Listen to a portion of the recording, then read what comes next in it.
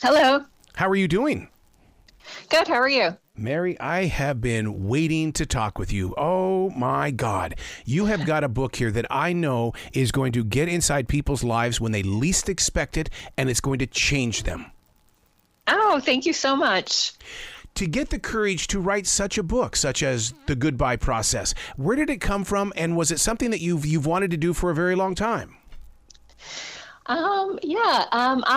I didn't set out to write a book about loss. I think I wrote these stories over a very long period of time. And I think I'd written probably about half of them when I realized they all had this common theme. And then I knew that it was something that I wanted to explore more deeply.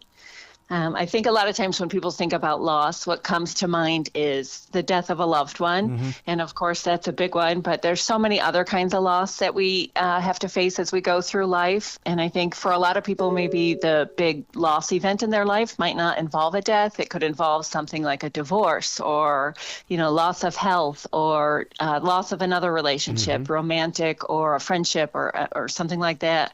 Loss of youth. There's just so many things that are always coming up in life. And so this book is an exploration of all the different kinds of loss we face and how we survive them. One of the things that you did inside this book is the fact that you reintroduced me to the word goodbye, because I've been quoted to say 1 billion times, I don't say goodbye, not even on the telephone, because goodbyes mean forever. And I don't want to experience that forever. Yeah, that's really interesting. But what happens is that when I'm using this as a learning tool with these short stories is the fact that I guess I'm learning through each short story how I can piece it and place it inside my own heart so that I can not have this battle with that word goodbye. Yeah, I mean, I think there are things we have to say goodbye, whether we use that word or not, throughout life. There's always things coming up that we have to let go of. Right. It's just an inevitable part of life that this is always happening. Well, I'll tell you what, the book is coming out in a really great time in history, because as a mobile DJ, as well as a person on the radio, is the fact that people's attention span is so short. And so the fact that you've got short stories here, I'm going, oh my God, she is so in touch. She knows that we only have this much time to get a story in, and boom, you deliver. Yeah. Oh, thank you so much. Yeah, it is true. It's it's a hard time to focus on things. So it's I love the short story form. I've always loved it. It's the main sort of art form that I've always been interested in. I love how concise a short story could be and how you can see just one little glimpse into a character's life and understand the whole thing. It's almost like a magic trick, I think. So I love it. I hope people will connect with these stories. How do you do the discipline when it comes to the short stories? Because from one author to another author here, I mean, that editing process is listeners and readers don't understand what we go through before it becomes that book. Oh, I know. My stories, like I mentioned, they were written over a long period of time. I'm a big editor, so some of these stories have been through 30 or 40, drafts before they're, clean and ready to send out for publication. So it is a long process. And for me, it's, I think in an ideal short story, there's not, you don't have the time to sort of go off on tangents, and every word has to count. Every sentence has to count. So that's my goal with these stories when I'm editing, is to, refine them until make every word count. Yep. Yeah. So one of the things that I picked up on it is that and you're going to think I'm quirky on this, is that you can be very much alive and still say goodbye to reality. And to me, that because you opened up my eyes on that, goodbye to a career, goodbye to this. We do say goodbye a lot. Yeah. Yeah, and I think you mentioned reality. I think there are some stories in the collection that I think could be categorized as surreal. And I think that sometimes loss does feel surreal. I think sometimes when you lose something that's significant to you, I think sometimes it doesn't, it can take a while for you to accept that it's real, and it just doesn't feel real. So I think some of the stories sort of mimic that emotional state we find ourselves in when we lose something. Yeah, and one of the things my wife and I were talking about in the book, because what we do in sharing a book, she'll read a chapter, I'll read the chapter, and then we talk about it. You know, it's almost like a book club in our living room. But the thing that we both agreed on is that we feel like that this book, The Goodbye Process, is going to inspire individuals and families to begin a process. They don't have to release it to the public, but sharing the story of the family. None of that is happening, and we need to grow in that area. And we both agree this book could be that thing. Oh, thank you so much. That's so nice to hear. There's a saying that I like, which is grief is just love with nowhere to go.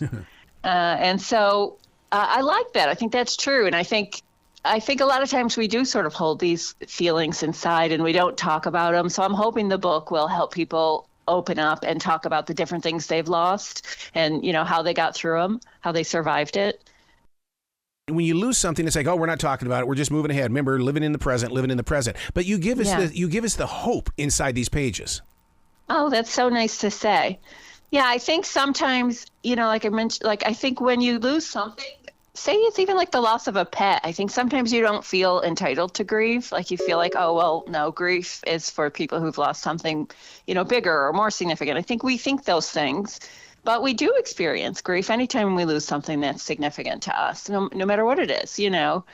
So I think it is important to sort of acknowledge that and process it, you know, and talk about it. And, you know, I think it is like a release of those feelings when you sort of open up about them. You talk about the loss of a pet. If you could see this studio, a major part of this energy in this room, I've got the ashes of all my rescued puppies. And because I believe they are still very much alive. And through writing, you prove that. The stories can stay alive. Yeah. Yeah. I mean, yeah, I've lost pets and it's traumatic. It's, you know, you love your pets and, you know, it can hit just as hard as any other significant loss, you know. Okay, here's a personal question then. Okay, so the book is out. We can get the book. We as the readers, we now call it our book. You had to say goodbye to the writing and give it to us. What was that like? I hadn't thought about that. Well, the book comes out on July 30th, so it's getting into the world a little bit right now, like early copies. But I haven't had it I haven't had that much of a release. But it's interesting. It's so interesting to hear people's response to the book and which stories they're connecting with and, you know, their takes on the stories. I'm getting a lot of feedback and sometimes it's not what I was thinking when I wrote the story and somebody will read it in a completely different way. And I'll be like, wow, that's so interesting. I hadn't thought about that. So it is true. Once you write the book and you publish it, it's the reader's book and it's not yours anymore. So there's another goodbye that I have to say. But, you know, I think that's part of the process. And for me, it's been very exciting to see, you know, the reader response so far. I was going to ask you about that. What is the reaction when somebody has a different interpretation? Because a lot of rock stars, when I sit down with them and start breaking down their music, they don't want to talk about what led to that song coming to life because they're more interested in our interpretation. Yeah, well, I think, you know, I also teach writing and I've taught literature. You know, I think the author's interpretation or the author's intention almost doesn't matter. Once it's out in the world, it exists on its own, and people are going to bring, you know, half of the meaning to it through their own life. And so people are going to see it through their own eyes and their own lens, and everybody's going to read it in a different way.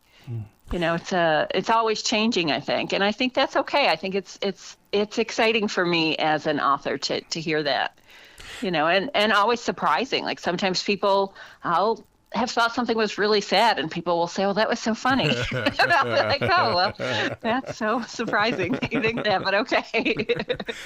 Well, as that writing teacher, I have to ask you, was Mark Twain correct when he said, as a writer, use your accent on the page, don't use somebody else's? Your accent. Yeah, I think, you know, I think voice is really important, and I think it is important to have your own voice in there. I don't think it's important to have autobiographical material. I think, you know, the material, you know, should be as fictional as you want it to be. But I think the things that make writers distinct are their own particular way of looking at the world. And I think that as much as you can put that in the stories, I think that's what makes the stories interesting, is hearing somebody else's way of looking at the world. See, this is every bit the reason why I created View from the Writing Instrument on iHeartRadio, is because there are so many readers, but they don't get to hear the writers share their journey and their viewpoints. Because I'll bet you that many of those readers would release their stuff and not be afraid to release it if they could just hear more conversations. Yeah. Yeah, I think there's so many people who want to write and maybe they never do, or they write and then they never send it out or release it. I think there's a lot of fear associated with writing for some reason.